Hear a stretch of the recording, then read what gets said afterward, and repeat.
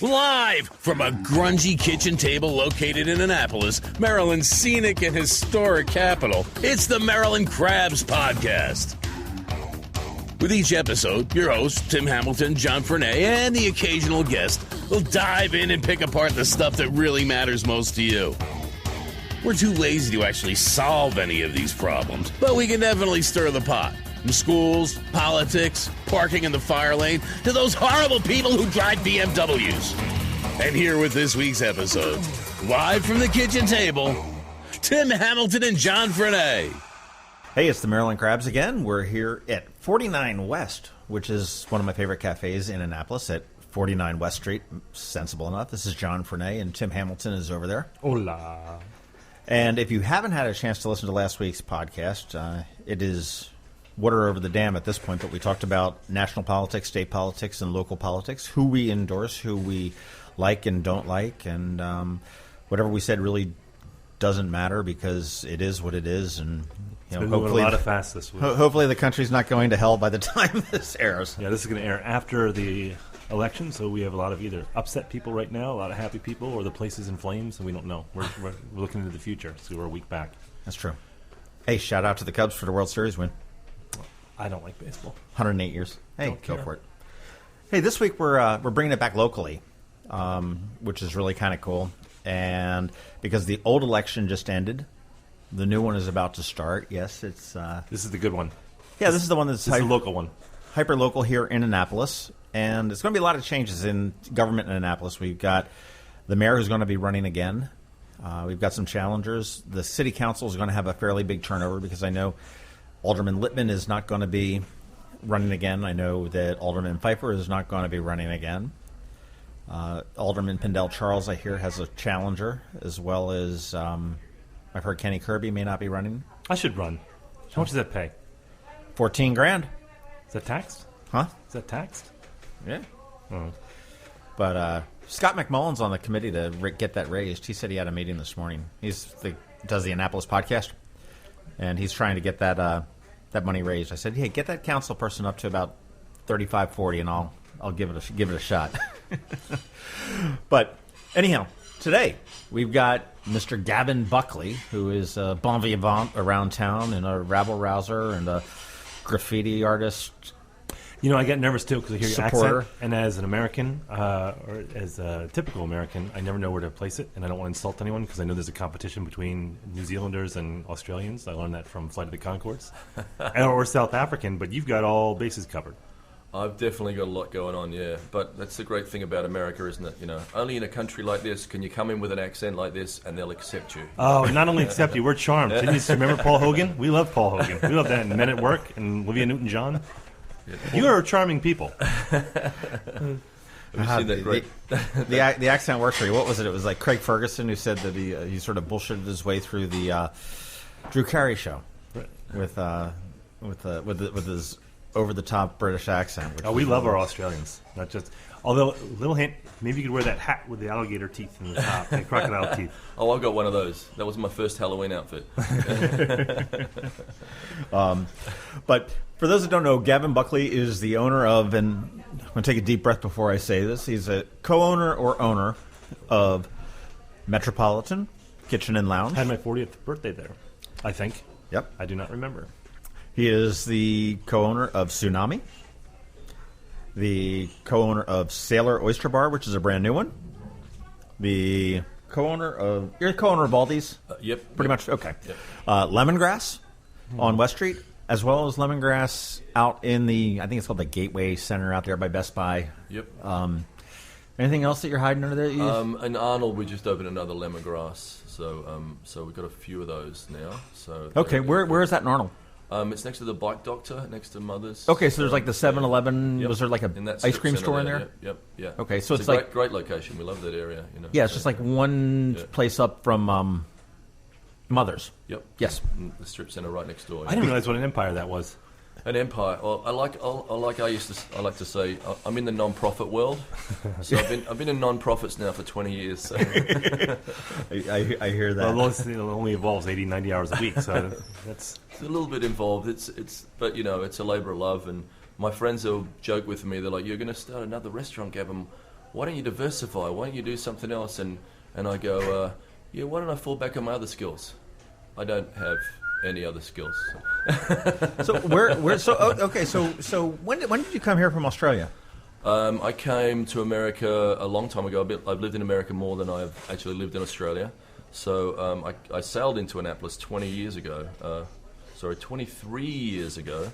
and I fell in love with Annapolis, and I fell in love with my wife, and then I had to sell the boat. That's such a great story. That you kept the wife. That was smart. Sell the boat. But that's a story that you hear a lot. That when people come here, that they're going to be passing through and they just stay here. That's what Walter Vasquez. Same thing. Yeah. You know, he visited here and that he still just never. Why leave? Yeah. Why leave?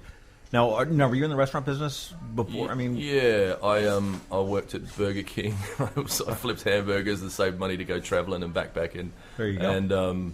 And then, I worked in bars and beaches all over the world and stuff like that, and got on boats and started hitchhiking around the world in boats. And this is a great town to come into on a boat because it's got history, it's so green, and, there's places to go on your boat, And Right. at the end of every street in Annapolis, there's a dinghy dock, We're so lucky that we've got a town that's set up like that, So I love that about it. It really is. So 20 years in Annapolis. And when did you open your first restaurant? When did Tsunami open? What was Tsunami before? Tsunami was your first one, right? Yeah. So Tsunami was a closed down restaurant. It had been closed down for a year. It was called Chow. And Chow is in like eat or chow is in Italian goodbye? Chow, yeah. It was an Italian restaurant called Chow. And it had been closed down for close to a year, I think. And my business partner, Jody, he was working at the Ram's Head. And we saw that location, and we thought about doing something there, and took a bunch of bad drugs and bought the damn place. So and it was successful straight away. We did a kind of a more of an urban feeling place. It had a kind of more of a New York feel. It was dark and the music was good, and we managed to buy the condo it was in, and then buy the space next door and expand the restaurant within a few years. And then we saw some other property on West Street. Back then, no one really cared that much about West Street, so we could bring things to town that weren't here, and different things. Well, I remember early on in your days, you tried for a period a drag brunch. We did, yeah. So I'd say this is the thing. I remember Annapolis sort of losing their shit over that. We lost some customers, I'm going to say that, but we gained some, So we did gained some fabulousness. So we did a drag brunch, and then we had a family night on Wednesday night. But the thing I'm most proud about in our business is they're inclusive. So you can run into your parents at our restaurants because they're age inclusive. You can, racially they're mixed for this town, and then I'd say sexual preference, that too, So we've always been inclusive operators, and we've always geared our businesses to the locals, and I think that's been the success of West Street. Well, that's where we've been critical. Is if you go certain places downtown, that they go to the tourists, and frankly they kind of phone it in. I think the places that really thrive are the places that don't try to be everything to everybody, but look at the locals as a source of revenue. That's my platform. I mean, I like the diversity of Metropolitan, and Metropolitan's one of my favorites. I remember one time my girlfriend and I, Teresa and I, were up on the rooftop, and we ended up running up into another couple. We ended up just having this long, deep conversation, monopolizing the table, pissing off the waitresses. Okay, they're like, when are they going to freaking leave? And probably about 2.5 hours later, we look up, and we were so involved in the conversation that the whole genre of the rooftop changed from this outdoor alfresco dining thing to this sort of hip-hop urban nightclub with the DJ spinning quarters on the which was awesome. I mean, it was great. I mean, I think it's neat to see the diversity that's here in the town. That's what you can go into Metropolitan, and there'll be a bluegrass band on one night, and then there'll be a hip-hop thing the next night, and I think that's what we're about, So. Well, also, I mean, you have made a name for yourself by really dabbling, experimenting in events. You've never been. It doesn't seem like it from the outside that you've been afraid to try certain things. I mean, Annapolis, in most respects, is a very conservative town. I don't mean conservative as in political view. I mean conservative in they don't like a whole lot of change. And we'll talk about that in a little bit. But I mean, and that goes to businesses too, because people don't. There's not a sense of daring, I think, to a large extent. I mean, there are a few people who try some things, like Jerry Hardesty will, he's always trying new things down at the City Dock, with Comedy Night or whatever. He'll mix it up. But I mean, you've done it, and you've done it successfully. What was great about coming out to West Street is we got to write the book on things. There's a lot of things that haven't been done in the town, I think, food-wise. So my joke is when we pitched the Thai restaurant, people are like, Thai food, Gavin, how did you think of that? And so I said, well, I went to Thailand, I thought they must eat something in Thailand, and I brought it to Annapolis. We need a good Eskimo restaurant in town, too. Some good Eskimo food. Yeah. Well, that's it. I mean, but there's if you think about the restaurants in town, and you think about the breadth of what's available, it's not Bethesda or Northern Virginia or Alexandria, where you can get anything you want. You can get Thai, you can get Indian. You have the Thai restaurant in Annapolis, the Indian place in Annapolis. Right. But it's always been, again, that conservative is that, I think for a long time, a lot of the restaurants, mainly where the tourists are, it's like one menu distributed among all of them. But now you have so many exciting restaurants coming in, they're doing what you're doing, which is giving. We always said, and John and I talk about this, about what restaurants, if you live in D.C. or Baltimore, would you drive to Annapolis just to go to the restaurant? Right. And you can't take the view into effect. You can't say, well, Chart House because of the view. You have to say, what restaurant would you travel to in order to just for the night? It's an anniversary or something. And I don't think we have one. No offense to your places, but I don't think. Yeah. I don't know. I mean, it's just. But I mean, we should in a town this size. We should have more of that. But I mean, I think the temptation is. I would say Northwoods was. Yeah, Vin's great, and Josh is great, and we got great atmosphere. But that's. But I mean, I see a lot of that changing now. We're seeing restaurants. I mean, look at Iron Rooster is another one. But you see all these restaurants that are starting to explode. Yeah, they're setting that on fire. You've got Preserve, which is really. I personally don't like it, just because I don't like the menu is too eclectic for me. But I mean, it's. So we'll write them off as a sponsor. Good thinking, John. Anyone else you want to insult? Okay, yeah. Out of Annapolis. What the hell? Let's piss them all off while we go. But hey, speaking of pissing off people, the other reason that Gavin is probably known because he's pissed off the HPC. I don't know whether he has done it personally, but you've become a folk hero. To be honest with you, if you go online, you're their Spartacus. And if you look at the front of Tsunami on West Street, you'll see just a gigantic mural covering the face of it with some different shades of paint in a specific order, which turns into a mural. And I've talked to Jeff Huntington a number of times, and I keep telling him, I said, I totally hate the painting.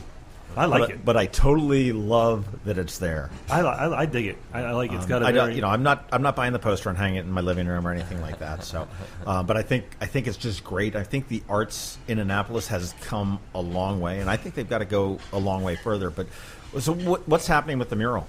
Yes, so I just have a difference of opinion to the Historic Preservation Commission. I believe paint is paint, and they believe, in my case, that paint is an alteration. So we didn't break the law because there wasn't a law. It says clearly in the guidelines that the Historic Preservation Commission, these are in bolden guidelines. It says the Historic Preservation Commission does not have jurisdiction over paint or paint colour. So we read that literally, There's not much grey area in there. Yeah. So, but then now they're saying, well, it's an alteration. So I just have one difference of opinion. I'm a preservationist. I saved 100-year-old buildings where Lemongrass and Metropolitan were. They were going to tear 5 buildings down there and build an 800-car garage. We stopped them building an 800-car garage because we believe in historic structures and texture and scale, and that's what makes Annapolis so great, is its scale. So we're not against that, but we're not against preservation, but we are about new ideas. And West Street's success has been that it's always been open to new ideas, and I'm taking on the people that think we can only be a colonial town or that we can only be a sailing town, because we can be lots of things at one time. Well, I think it's the purpose of having these districts is that you have a certain flair for each one that's significant to that particular area. Downtown has got that colonial feel, and because it's for the tourists. It's part of the Disney world that is Annapolis. I mean, John, we've said this before on other podcasts. I've always said that the HPC, and they do good work. We're not piling on them. I just, I think that, like many people, is that they have a lot of power and they're expanding that power and it's unchecked. And I think the HPC is creating an Annapolis that's idealistic but never existed. Yeah. I mean, if you look at the buildings themselves, sure, they did. But I mean, as far as I think until 1994, we had overhead cables and lines going down Main Street. And this is where this podcast should be video, because you should have seen the eye roll here from Gavin here. It's like, oh my God. Yeah, but I'm not gonna shit on them for what they do, because they play an important role, and you're always going to have. But then at the same time, you go, what's the limit to that? That all of a sudden, are they the final word when it comes to what is Annapolis and what's appropriate? And I think that's why your lawsuit's important, because that's going to be defined. And you're not. I mean, obviously, you're not alone. We're not talking out of school. There are many people who have had issues in the past with what they've considered to be overreach. And I don't think. I will say there's not a whole lot in the way of favoritism. There's not a whole way I think they're fair. To the point that they will take on anybody. I've never seen anyone slide that I'm like, that's interesting. They let them slide, but they didn't let anyone else. But on the other hand, I think that there has been a lot of cases lately where there has been overreach. I know, for example, the hanging baskets downtown, when that was enacted back in 2001, 2002, they really fought that because it wasn't historically accurate. And there's no one today who wouldn't say that those hanging flower baskets aren't spectacular. Yeah, indoor plumbing wasn't historically accurate that's what either. I mean, preservationists are so selective, aren't they? There's buildings that we didn't select to save, right? And everyone has a driveway, a tarmac driveway. It's not like we don't pick the things that make it convenient for ourselves, And so I'm even the Amish have cell phones. I'm dubious about some preservation, some people who speak in the name of preservation, but I think it's the most important thing. The historic district is the most important thing that we need to focus on. But there's lots of other things that we could focus on. So we've been focusing on growing the town through the arts and culturally. And one of the reasons I'm getting involved is in the historic district or downtown, we haven't made a town centre for locals. And if we'd made a town centre for locals, we'd have better shopping, we'd have better restaurants, and tourists would still come there because tourists want to go where locals were. So we're not doing enough to make it relevant to the people that actually live here. One thing that you said is pretty apropos. You said tourists want to go where the locals go, and I think a good example of that would be Dick Franio at the Boatyard. Yeah, that's a great example. People go out on the Woodwind and they sail, and they've established a partnership there. But it's like, well, what do I do now that I got off the boat? Well, hey, you want to go on Wednesday night? We just did the Wednesday night races. Do you want to go hang with the sailors? Go to the Boatyard. Well, I think I'm perfect. And I think that the city, and when I talk about the city, I'm not talking about the administration. I'm talking like the city businesses as a whole. Right. Is that I think that they've done a middling job when it comes, and it depends where you are, to reaching out to the locals, embracing the locals. I think Midnight Madness is a perfect example of how to do it correctly. Midnight Madness has been wildly successful for going on 20 years now, probably more than 20 years. And I know so many people that avoid downtown except for Midnight Madness. That's kind of where. So we're thirsty for it. We want to give back. You've just got to make it sexy enough that people want to do it.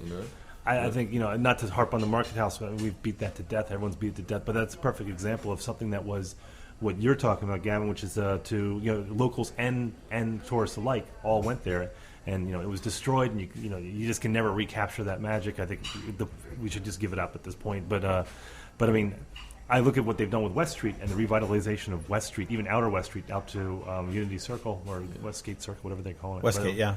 But just if you're seeing these boutiques and these art places that are springing up on the way out, and that's been a shithole for as long as I've been here, 20 years, and now you're seeing it just erupt into life, and that's really, really cool. So that's where I think you look at what Gavin's talking about with the historic preservation, along with finding those niches which appeals to the tourists and the locals alike, and you've got it there.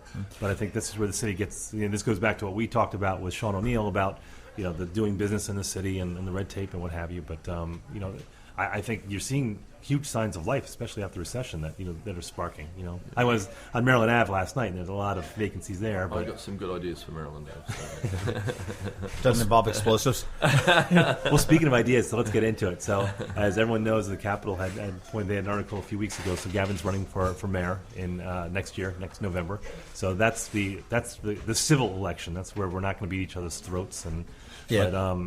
So he's going to be running against Mike Panelides. We haven't seen any other Democrats raise their head as of lately. I think you hear rumors, but I haven't heard of anyone except for you that showed an interest. I mean, there were some rumors about some people on council that Sheila Finlayson would, but I've heard that also that she's sort of bailed out of that. I think I don't think you're going to see anybody from council run for mayor. I'm surprised because I thought a lot of people would run because sort of Mike opened the door that you don't have to be a councillor and you can become mayor. So I thought that would. Well, there's still plenty of time as well too. But I mean, meanwhile, Gavin's going, oh shit, man! now I really got to do it. But before we encourage people, he's going. It's a shit job. You don't want it. The mayor's office has rats in it. And just, but before we started, Gavin was actually talking about just how much he admired Mike Panelides because he really did upend a system here that had been in place for so long that he was literally a young upstart with no experience whatsoever, and you have to give him credit. He did work hard at that election, and he surprised everybody. He totally did. But you look at when he deserved it. He did deserve that. Yeah, you look at Josh. I like Josh. I did too. When Josh Cohen was mayor, now Josh was born into city politics. I mean, he was sort of handpicked to be the Ward 8 alderman, and succeeded Ellen Moyer, who went into the mayor's office. And the whole reason the mayor gets $100,000 a year salary is because Ellen Moyer finagled the legislation to get it. So, which, by the way, I think is fair. We're essentially running a $100 million. I don't. And have some people roll their eyes. I think that's a fair salary. I have no problem with that. If it was just a ribbon cutting mayor job, then yes, I agree. But we're a strong mayor city, and that's fine. I don't have a problem with that. What's that? No, what? We're a weak mayor city. Well, I mean, okay, he's only got one position on the board, but I mean, he's a full time. I mean, it's not just a figurehead mayor. You're the quarterback. Yeah. You should bring the team together. Yeah, I mean, I have no problem with the dollars that he makes, but the city manager is an invisible position. So yeah, I agree with you, with Gavin that you are the face of everything, and you actually are getting stuff done, including legislation, because you're a voting member of the board. But I mean, former Mayor Josh Cohen, I mean, he was born into this. He was given the job, and Mike Panelides. I remember when he first said he was going to run. Josh was quoted in the newspaper saying, "What is this, like a joke or something?" And we all thought that, in fairness, and it certainly wasn't. And I remember in a debate, Mike said, "Yeah, no, I want your vote," and Josh said, "Hey, I think you're going to be a great mayor, but just not now." Right. And he got very cocky on it, and then of course you've got the whole thing when he pissed off Ed Hartman, and Ed Hartman threw in all the money to sort of derail it with the whole. Yeah, and so like we've pointed out before, it was that election was a complete anomaly. There were so many moving pieces in that, and Compromise Street, the Save Annapolis, which disappeared right after the election ended. And Panelides knows that because he's been raising a shit ton of money. Yeah, but Mike was also going door to door. He was pounding the pavement. He was doing the hard work that's involved in that. So I always wondered if he was as surprised as everyone else when he won. There's a big part of me. Rumor has it that his dad on election night. This is John saying this. This is not me and Gavin. This is totally John. That the results were coming in, and it was evident that he was going to win. This is before, I guess, all the counting and stuff like that. Dad said, "Oh shit! Now what?" And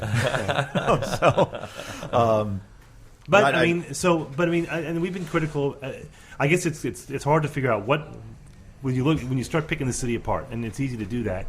With the business climate, with a lot of the size of government and all the issues that people complain about, are those issues that are typical of any city this size, and that you would find it if you went to Frederick or you went to Cumberland, or you went to any size that was like that, or is it unique to Annapolis? Now, I would say that the business climate's unique to Annapolis. The problem, and the HPC's unique to Annapolis.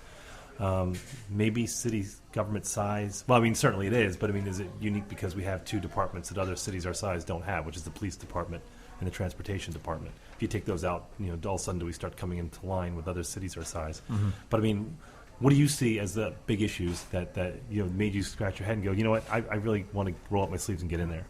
Yeah, I just think that we have to create economic vitality. We have to make the town exciting, right? So we have to broaden the tax base, so we have to have smart growth, but it has to be smart. It has to be the best deal for the city. I think that there is a lot we can do to make it more exciting, and I think that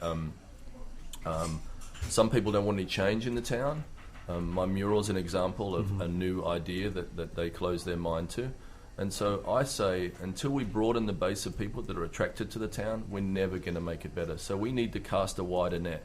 So if you cast a wider net by doing things that are, some more exciting things, With Annapolis, we all fall in love with Annapolis because it's like a postcard, right? And so you love the town and you fall in love with it.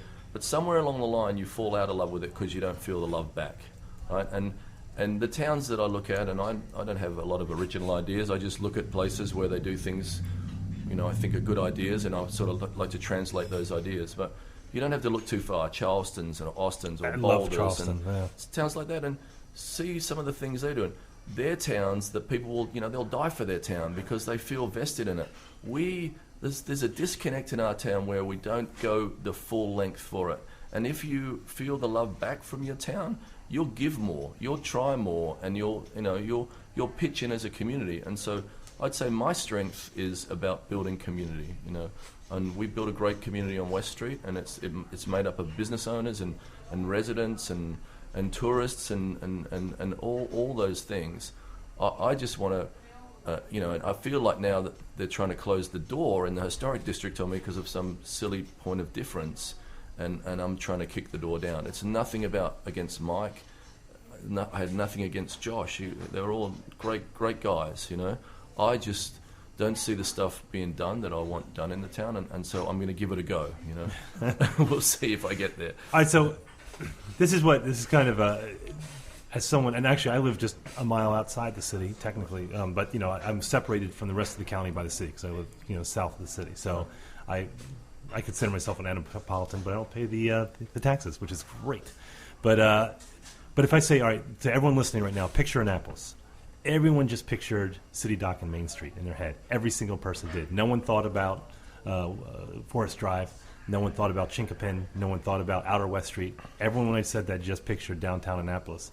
I feel the same with city government, is that when they talk about Annapolis, they're talking about Ward 1 in downtown. And I thought, and that's the problem that with the Annapolis partnership we have right now with ABA has been dissolved. ABA was certainly an imperfect animal, but it did address businesses throughout the city, not just downtown, although the core was. Right. But that's where I see a weakness in the last few mayors, that there was that and city councils, to be fair, that the majority of the focus is going to be what's happening at Compromise Street, what's happening with the yacht club, what's happening with business. No one ever. A few years ago, we had two of those bus shelters on Forest Drive that were smashed, and literally in the kids were literally climbing over it to get to the middle school, and it was like that for 10 days. Yeah. No one gave a shit. No one cared, and that's just one example. I think about all those places too. I know I've been very West Street centric, and now I'm trying to focus on downtown, but we need to connect all our neighborhoods. And so I look at quality of life things you see in other cities. Our bike paths aren't connected. Our running paths aren't connected. Our parks cost us money to get into. These are things, Joe Riley, the mayor of Charleston, is kind of my hero. Every interview you read of Joe Riley's, he talks about what is better than great community space or great public art that can be shared by people of all walks of life. So when you make your town more livable and you make it, you give great amenities like that, more people want to move here. Our property values go up. And there's a gain, Well, I will say on South Carolina that they had a sort of a reset button in 1989 with Hurricane Hugo. And I've heard a retail consultant here very bluntly said the best thing that ever happened to Charleston was that hurricane came up and pretty much leveled the town. So the city was forced to waive the requirements, the expectations, and whatnot, and people had a chance. And obviously a lot of this history was maintained that survived, but they had the ability to sort of rebuild up and learn from their mistake and build up, which we have not. I don't want to call it an opportunity. Well, but people think that's either or, that you have to preserve the history, or you make changes, and that's bullshit, because if you go to Rome or Paris or any of the European cities, they have history that goes back 3,000, 4,000 years, right. And they integrate like all the shishi modern, they have that marriage of both. It can be done. It's not an either or proposition. That goes back to this is such a conservative town. Yeah, the French understand juxtaposition. They could have a beautiful historic building next to a great piece of modern art, and they both look great together. The people the few people that disagree with me, and maybe there's more than a few, they just think we can't have this, And when we talk about Lisa Craig, who's the head of the historic, commission, she's just hired the foremost expert in Wilmington. We are not Wilmington.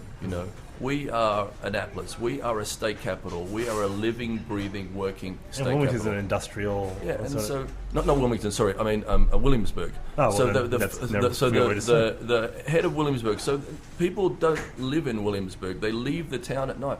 we have a town where we all live and sleep and work and do these things. We can't be a Williamsburg. We have to be, Annapolis. But and that's never been smooth if you think about it, because you think about the downtown residents, the Ward 1 residents, and I do pick on them from time to time because, I feel, and you get this also in like Georgetown and Alexandria, people who live in an area that's going to have a hot nightlife, because that's the point. It's always been that way, and they complain about living so close to that. And I'm like, well, then why do you live there? Someone that once asked me, how would you like it if people threw up in your front lawn? I'm like, then I wouldn't. That's why I don't live there. But there's always been that resistance from the downtown residents to any change, like the liquor license times, or so there's been a very adversarial relationship between the downtown businesses and the downtown residents. Yep. Yeah, you're not going to see it anywhere else. You don't see it on Forest Drive. You don't see it on Chinkapin. Yeah. I think where everyone kind of coexists. But the other areas aren't particularly walkable.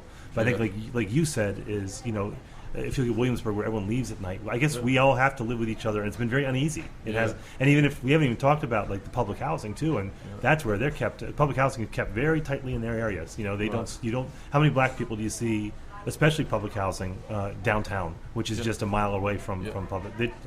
You don't see it. I truly believe this. We can't have a great, and I want this to be a great community. I want this to be the envy of anyone in the country. They're like, I wish I could live in Annapolis, or I wish I could live in Anne Arundel County.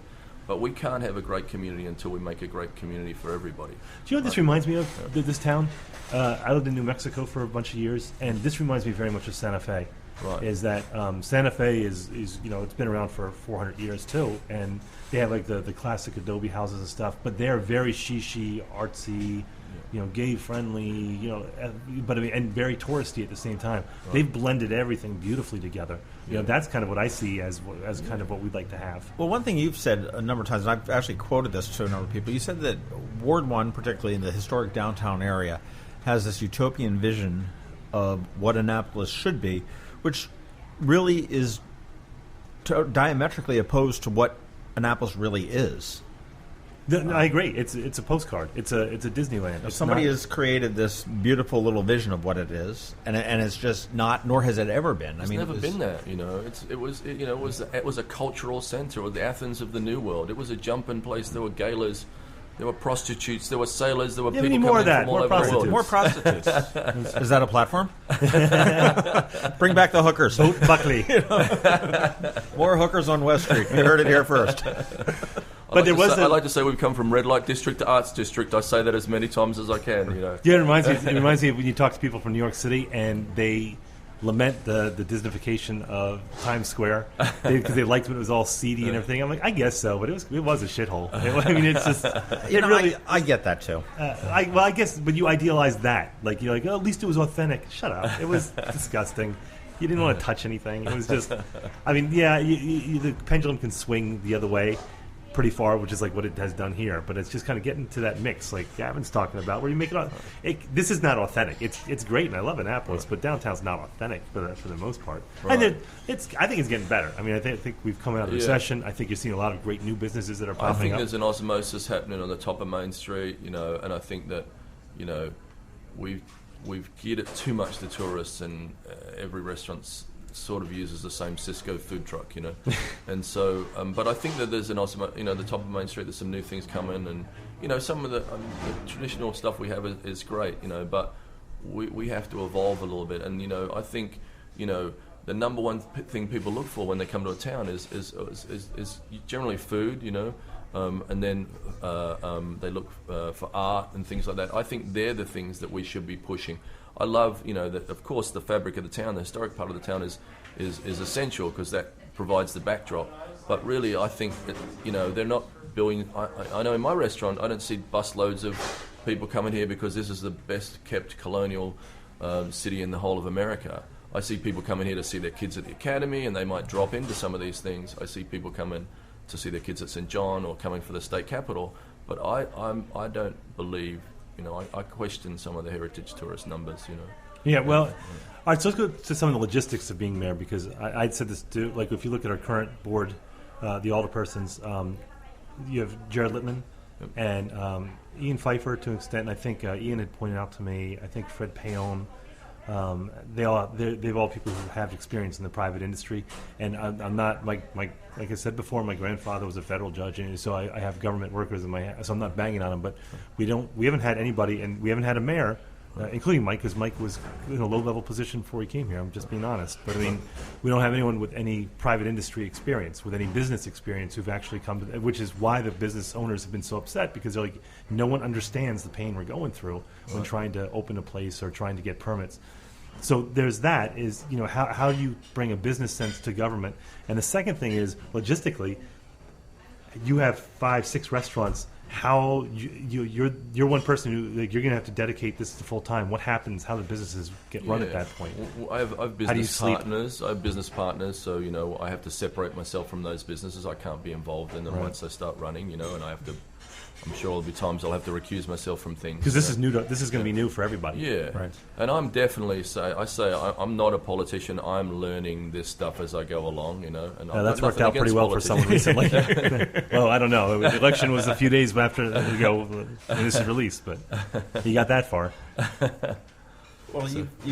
you've also took an extended, I won't say leave, but you were back in Australia for a year plus. Yep. Not too long ago, and none of the places burned. Yep. The wheels didn't fall off. That either makes you feel good or makes you feel bad. They got along fine without you. My business partner got a brand new Mercedes. Does that mean anything? No, you must have boom when you're going. That's true. That's true.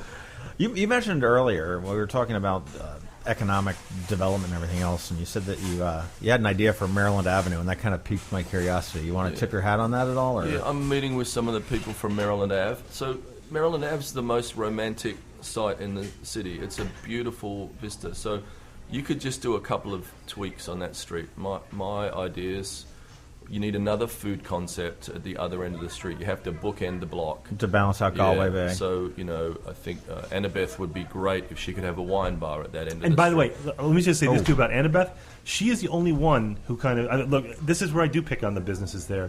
You got to stay open past 4 p.m., folks. This is if you're on Maryland Ave. It's ridiculous that you're closing at 4. You know, that's downtown. Period. I mean, I've had. I don't know. Maryland Ave's worse than that. I've had so many conversations with people on that saying, and they say, "Oh, it just doesn't work." Well, I said, "When the hell was the last time you tried it?" And it's like, "Oh, years ago we've tried it and we tried it." I said, "Well, we've got a new dynamic." Harvey Blonder gets it. Those T-shirt shops are open until 9 at night. I mean, who the hell wants to buy a T-shirt shop? But I pissed off Harvey Blonder. We're not having him as a sponsor either. But that's fine. This is great, John. Just keep rolling, bud. But no, I mean the people that get it, the clay bakers and Annabeth. I want to go back. And Annabeth on Maryland Avenue. She's open all the time. That's. But you know, you look at the example I put down is the Christmas tree lighting. Yep. Okay, Zachary stays open. They put on the ballet of Maryland out there. You've got you're to Christmas tree lighting or the weekend of Thanksgiving. Everyone's down there at Market Square right outside the Market House is what you're talking about. And they've got 1,000 people. They sing Christmas carols. Santa Claus comes in on a boat or a trolley or whatever the hell it is this year. And I look across the street and Mills Wine is closed. And you look up and down Main Street, except for the bars and Harvey Blonder and his T-shirt shops, they're all shuttered. I'm like, you've got 1,000 people here. Yeah. Why aren't you? Who's not going to buy a bottle of hooch to go out? And last year, the new owners of Mills did open. They stayed open, but prior to it, back when the Donners had owned it. And it's just something I think that the businesses really need to do that. I would love to turn around and say, you can even steal this if you like to think the idea, but if you could get the businesses to agree to say, okay, on Wednesday night, we're going to stay open, all businesses, till 9 o'clock. Restaurants are exempt because they can stay open as late as they want. And get Annapolis known as the town that is open late on Wednesday or Thursday or whatever. Because it works for Midnight Madness. Yep. I don't care what night. Yeah, it does. It absolutely does. And that way you've got people from out of town. You've got people from Bowie. I mean, I work 9 to 5. I go home. I kick the cat and I kiss the wife, or maybe I kiss the cat. I don't know. But, and then I'm not going to – I've got the honeydew list and all this stuff. I'm not going to come over to Annapolis to shop. I'm going to go to the mall. I'll go to the town center. But I'm not going to go downtown. But if Annapolis was open until 9 o'clock one night, let's go. We'll have... And you work with parking, too, because that's another big reason at Midnight Madness is the parking's free. Yeah. But it has to be about the experience. So we've got to get real in Annapolis and say, what's going to be our point of difference?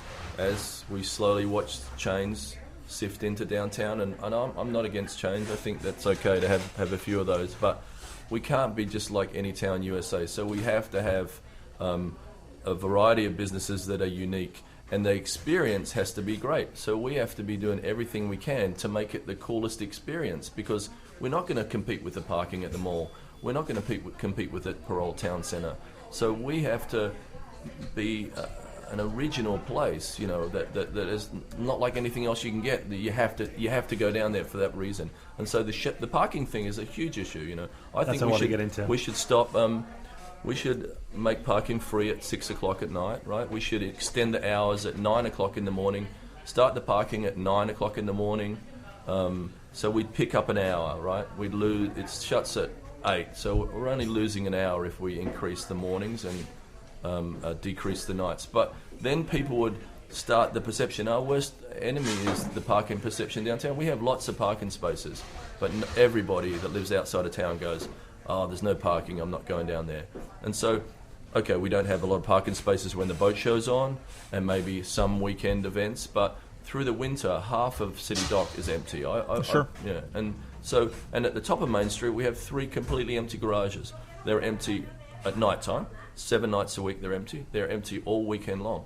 So we need to condition people to get out of their cars at the top of Main Street, not at the bottom of Main Street. We need to get them into a free trolley. I got this trolley concept called the Crosstown Flyer. It would go to Gate 3 of the Academy. It would go to Maryland Ave. It would go to St. John's. It would go to West Street. And it would come down Main Street on a dedicated lane where we take out a lane of parking, which I want to talk to the restaurant owners about this first. He just, again, you couldn't see him. He just had a sheepish smile on his face, a nervous smile on it when he just said that. But the cell... next week we'll be talking to the candidate that's going to win this damn election. But I would take that lane of parking out. It would be a dedicated trolley lane, so you'd come down Main Street instead of up Main Street. You'd come down Main Street, you'd see the water. Taking that parking lane out would give you the ability to extend the cafes for the restaurants. So the give back to the restaurants would be, we'll create you a patio with water views.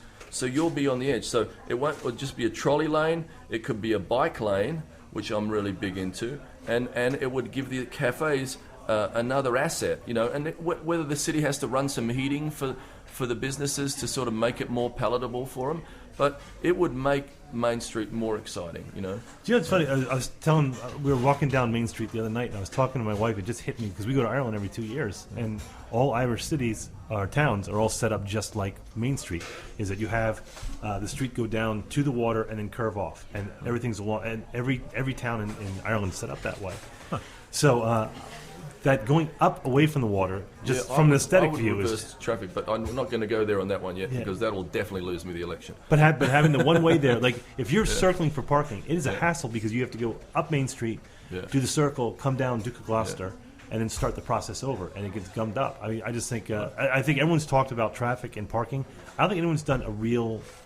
We've done a zillion studies. I don't know if anyone's done real studies. For example. Do most people come in? Most locals come in from the back door, which is through Eastport, and if they do, they're going to want to park it at Hillman, right. Or do they come from Spa, and they do what Gavin's talking about, which is they have the parking garages right there, so why not park there? Because it's closer to where they're coming in, and it's easier to get out. So, but is it the behavior of the locals, the way they come in, or is it just that perception of there's no parking? Because I do hear that, and I agree with you. That's bullshit. Well, there is a conception, but I think signage is a huge thing too. Definitely. Yeah. I was up at the airport the other day, and I pointed out to Teresa as we walked in. It was you walk in and it says there's 400 spots on deck 2. And then you go up, and each lane says, hey, there's 12 spots down this lane. Right. There's 50 spots down that lane, which is awesome. You know where it is. I mean, you go into this Gott's Court garage right across the street here from 49 West, and everyone just natural as you get in and you go up. Well, no, the answer is to go down, because there's like 19 levels. I don't think I've ever been in the basement of this thing. It's, does that parking app, because I've never explored it, because I'm irritated by that. They say they're going there with that, Mm-hmm. They are, because, I mean, first of all, the fee on that thing drives me nuts in principle. It's 45 cents every time you use the app. No. Which is the highest. I think it was the highest. Yes. And now it's tied with Bethesda. Yeah, because we called them out on it. So every time you use the Pokémon, someplace else. So I did the math. If you're down there once a week, that's like $5.50. That's like $150 a year just to use the app to pay. That drives me nuts. But if they had a feature on there where it could tell you where there's available parking, then I'd kind of suck it up and eat it, and say, okay, they'll make parking easier. I think for locals, they said you can't create, you're not going to get more tourists here. I just don't think, because how do you do that? I mean, I think Visitors Bureau does a good job, and but you want to win the locals back. I think that's where you're hurting. That's the low-hanging fruit, is the locals. Right. And they're the ones that are going to support it right now. But so you get them now that. But that's when you start November, asking December, the locals. January, February. And I'm not talking Ward 1 because, I would say, like when Stevens closed, everyone's going, oh my God, another downtown business. I'm like, when was the last time you were at Stevens, in all seriousness? Right. Do locals support local businesses? But I look at Forest Drive and Bestgate and all the people who live there and go, why, if you don't go downtown, why is that? Right. What's... We just haven't geared it for locals. That hasn't been a priority for us. It's just been about tourists downtown, and that shouldn't be the way it is. You should take care of the locals first, and then the tourists will come. And I think that what another thing we've done is all the authenticity that we had downtown. The oystermen, the crabbers, any of that kind of feel, the stuff that they celebrate in New England. We've bleached that out of our downtown. There's no feel like that. And we should have that feel. We should make a conscious effort to get some of that. He's bring the Bay back into. Yeah, but he's right. I never really thought about that. It's about the sailing. It's about the elitist part. That's our label, which is and nothing against sailors, but that's the elitist part, which is the sailing. But we don't have you can get a crab cake everywhere, but it's probably not local crab meat, and it's a freaking fortune. If you go to Boston, you don't have any waterman presence in the Eagle Alley we either. should have an equivalent to the Acme, oyster bar in New Orleans. In New Orleans, we should have some Mama's recipe crab cake hole in the wall. We had Phillips here for years, and that was stuff they got from Indonesia. That was Indonesian crab meat. Right. It pisses me off that that's the crab meat you buy when you're leaving BWI is Indonesian crab meat from Phillips. Yeah. It's just, and we're not going to have them sponsor either. So shut up and beat you to it. Good. I've been making this I'm mooring in Spa Creek, and I'm so sick because I'm in the restaurant business. I'm so sick of hearing people go, I'm not eating anything from the bay, or I'm not swimming in the bay and all this. And that should be that's the wrong attitude. We should be trying to fix that so our grandkids can enjoy it. And so I make my kids swim in Spa Creek because I have a mooring out there. I just pictured them screaming and crying, no! And you have a stick and you keep pushing it back in. And so you're my kind of dad. Joke is, I'm from Australia. Flesh-eating sharks, flesh-eating bacteria, same statistical risk. Yeah, but my kids crab. We eat the crabs out of the bay. And how good must it have been when you could just walk out there and just flip them up in a thing, You would never be downtown seeing someone crabbing in Eagle Alley. Yeah, right. I kind of in my mind's eye have by the 70s. If we fixed Spa Creek, people made people conscious of that. We should be a water sports destination. People should be in DC and go, I got to go to Spa Creek, Annapolis, and get on a paddleboard and paddle up to Pussers and get a painkiller, and then make a day out of it. We could if we put a lot of effort into Spa Creek, we could make it brilliant. All right, so now let's go back to business. So we've talked about the context of creating an atmosphere downtown. We talked about preservation, and we're talking about the locals. This is a pet project or a pet subject of mine, and I don't want to be complaining all the time. But where do you see, as a business owner, Annapolis is and being business friendly? It's terrible. How would you improve that? Yeah, we need an office of what can I do to help you, office, like that whole government adage, I'm from the government, I'm here to help you. We should literally turn that around and be there to help people, not, well, you tell me what you think and then I'll tell you the problems. It should be a team effort, and we should all sit around a table and work it out because it's a small town, our problems are finite. We can work on them together, So especially on the permitting, they're doing some initiatives in the county. We should follow some of the initiatives that they're doing in the county. Like what? I just went to get a permit at the county office the other day, and I was in front of a planner in 10 minutes. There's carpet, there's DIY channels on the TV, there's a couple of friendly people there talking to you. Friendly. That's a change. So I thought I was on Candid Camera or something like that. Come on, this can't be right. And then 20 minutes later, I got a stamp on my plans, and I got out of there, and it cost me $75. The equivalency in the city right now, and it was about seats for a restaurant in Arnold, that would have been over $20,000 for that permit. So, that's no different than we heard from the place on Forest Drive. No. Don't mention. I want to make it a business essentially had to end up paying what was it $12,500 for a sign change ultimately. Yeah, they're switching out I don't know how much it was, but it was expensive. So we're trying to fee our way into the black, and it can't just be about fees. We can't raise the damn taxes anymore in this town. Because it's already ridiculously expensive to live here, and services are being cut. We're selling off assets. we're privatizing everything. Soon we won't have a town left. You know, what you have to do is make the town more desirable, and then we can build the tax base with the people that come here. And we have to say there has to be some growth. I know that that's a big contentious issue right now, growth for some people, but I don't know much about politics, but I know a little bit about business. And if you don't have cash flow, you don't have anything. And so if I was in business and every year I was like, how many $1 million am I going to be short this year? Who can run a business like that? You have to have a 5-year plan or a 10-year plan or a 20-year plan that says this many years, this much development, and this many private-public partnerships or whatever we need to do to get to that point, and we can get into the black. But just this reactive thing of just reacting every year is a terrible model. Well, you're kicking the can down the road too, because you're just squeaking by. I think we raised the budget. The mayor raised the budget another $2 million this year, which is what 2%. And you can't. I mean, you can't keep doing that. And I will say, I want to think we were at like $80 million when Josh was mayor. Yeah, when he first came in. We're now over $100 million. Right. Yeah, 102. Yeah, I think we're close to that. Yeah. Now, so let's talk about the development. So here is what I think that the next election is going to probably be. This is going to be a contentious issue in the next election. It's going to be the battleground. It's going to be Crystal Spring. Crystal Spring. Is that you, Mum? I'll be right back. So the mayor, and we've talked about this before too, so the mayor was elected in part by him opposing Crystal Spring. I think the vast majority of people, and this is all anecdotal, the vast majority of people on Forest Drive really are oblivious to Crystal Spring. If you ask them, they'll say, well, we don't need more traffic, but no one's that passionate about it. The passion I see is coming from the environmental community, and that's where most of the fight has come from. So there's 3 elements to Crystal Spring. There is the environmental element, which I think has been legitimate, but it's been, I mean, you can handle it. It's been, there's legitimate, and, you can and mitigate there's it. Some of the groups who are negotiating are never going to be happy, no matter what the solution is, and you're not going to please them. The schools, and Red I herring. think, and John disagrees. He thinks that I am on the fence because my kids went to Hillsmere, and it would add, by their estimate, it would add 25 students, and they just added another trailer. By whose estimate? By Hillsmere's? No, by the developers.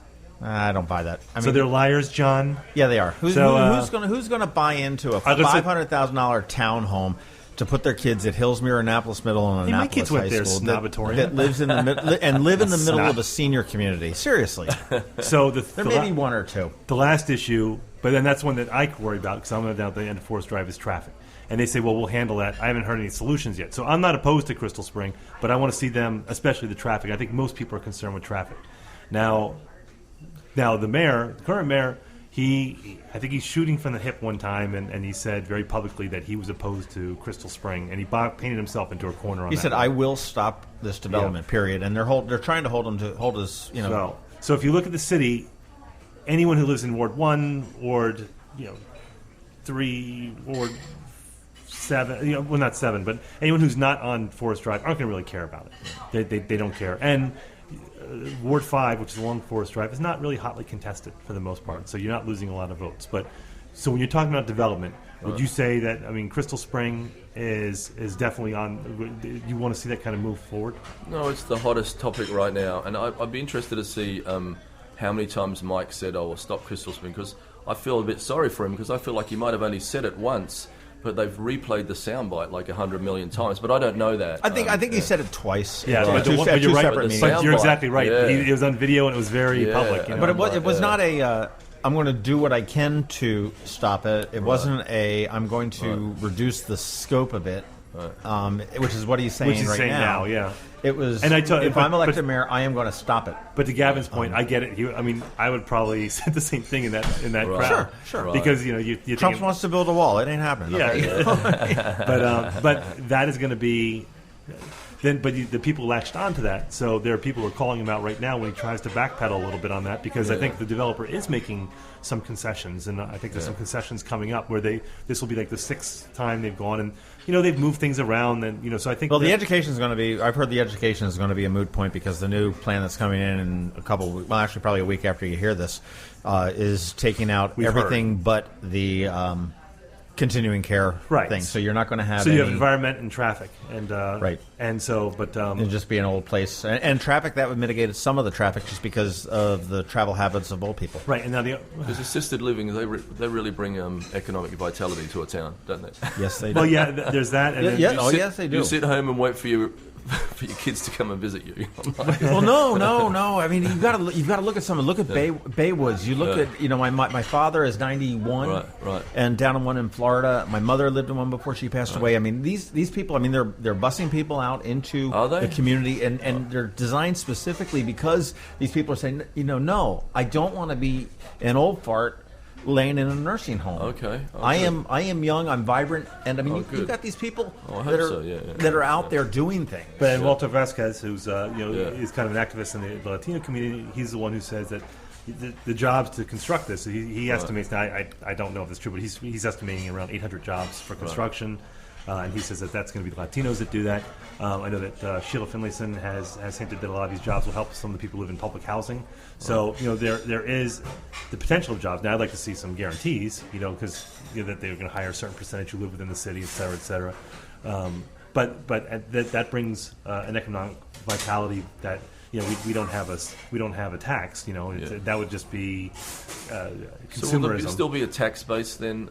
Will it be a taxable property if it's just an assisted living? Well, That's up in the air. They're looking at a PITA, payment in lieu of tax, Pilot. payment in lieu of pilot, payment in lieu of taxes, which essentially just puts the money up front as opposed to it, and sort of basically it's a voluntary tax. it cushions them against crazy tax increases. But it's also supposed to go to support the infrastructure that's, Yes. Because I am very concerned about the traffic, because even if you put a light there, that's going to be an issue. Mm-hmm. Now, you're the mind that they can somehow solve that. I think they can engineer their way out that's of it. great, but I'd like to see, that's the only thing they haven't talked about. Oh, we do need yet. to see it. We definitely do need to see it. But there's a couple other pending places on Forest Drive. We have the Rocky Gorge, Yeah, Rocky, that's which is right there at Forest and Chinkopin behind the wall. right. There's one down by Quiet Waters. That's The preserve at Quiet Waters. Yeah. So, but I mean, there are people who say, look, you have to have development to support the infrastructure of the city, and the pensions, and we have a sprawlingly huge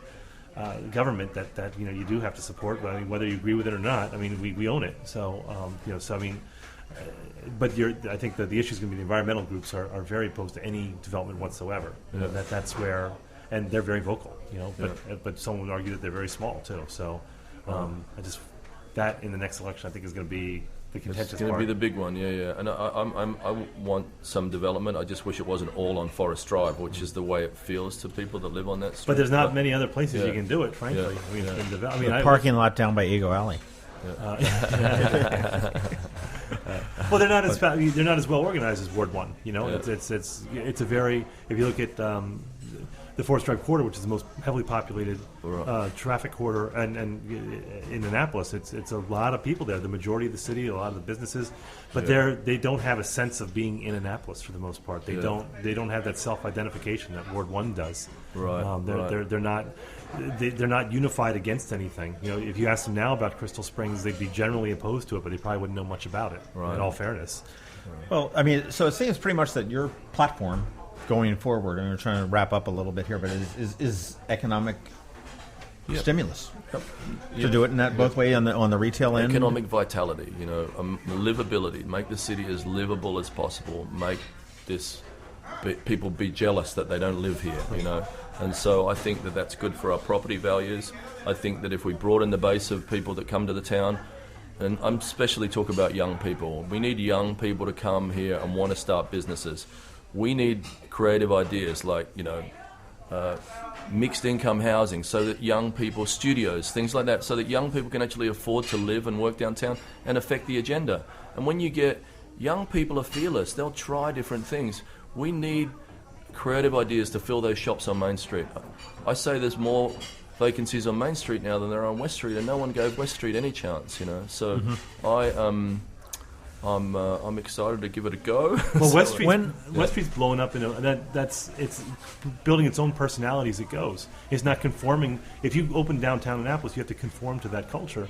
Whereas on West Street, I just see like there's this whole new culture that's springing up. Right. You know, that's just finding itself as it goes. I think there's a lot of business owners, and I don't know what Sean thinks, but I talk to a lot of business owners, and I knock on doors on Main Street, and I say, you know, there's sort of progressive guys or some people that want some new ideas, and I don't think they would close their mind to new ideas. You know, I think there's some people, you give them a bag of money and they're not going to be happy down there, and they're not probably going to like Gavin Buckley for mayor. But I'd say most people are up for it. You know, trying some new direction. You know. All right, so we're going to enter the Annapolis mayoral race. Officially starts today. When are you going to be out campaigning? And I did my first door knocking this weekend, and then I'm going to be at was the that polls. trick or treat though? In all fairness, so just... I'm going to be at the polls doing giving out coffee and donuts and saying I'm Gavin Buckley. I'm running in a year from now, and breaking up the fights. And and seeing what you know, and learning about this, because I'm learning. You know, that I've got so much to learn, but it's exciting. You know, and I haven't ever been in politics, but my mum was a bit of a, you know, was handing out coffee at the picket lines. I remember that as a kid, you know, so I've had a little bit of that around me growing up, you know. So I've someone showed me this. Is this your website? AnnapolisMayor.com? No, I don't think so. No. No. Do you have a website? Yeah, we're working on it. We're building it now. So we're building an app and a website now. Ooh. So my app it's a web-based. He's pantomiming being on an app right now.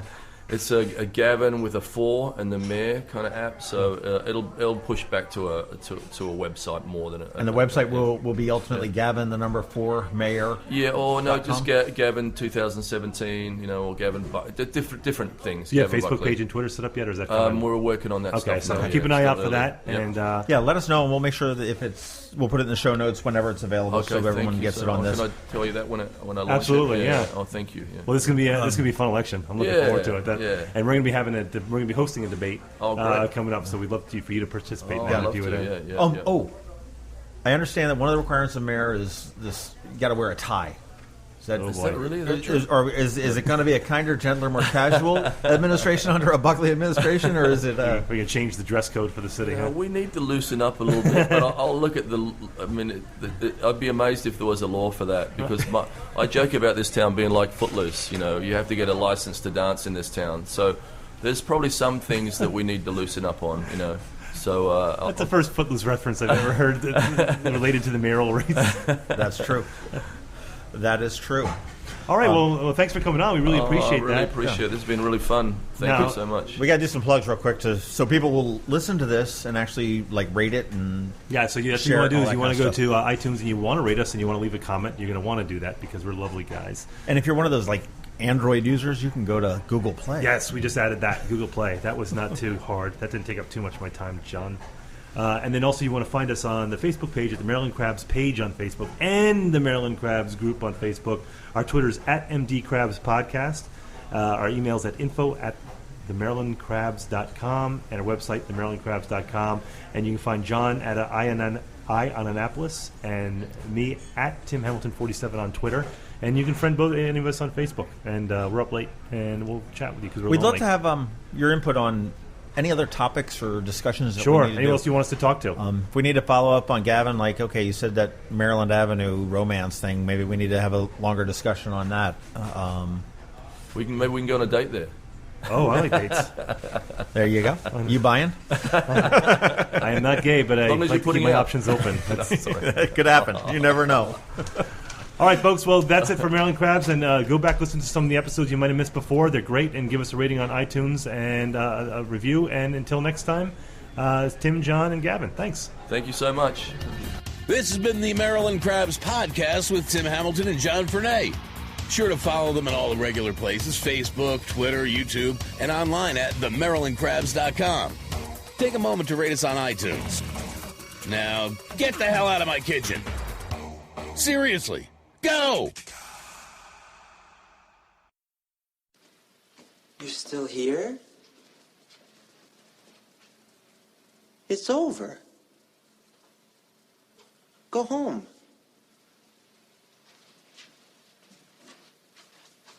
Go.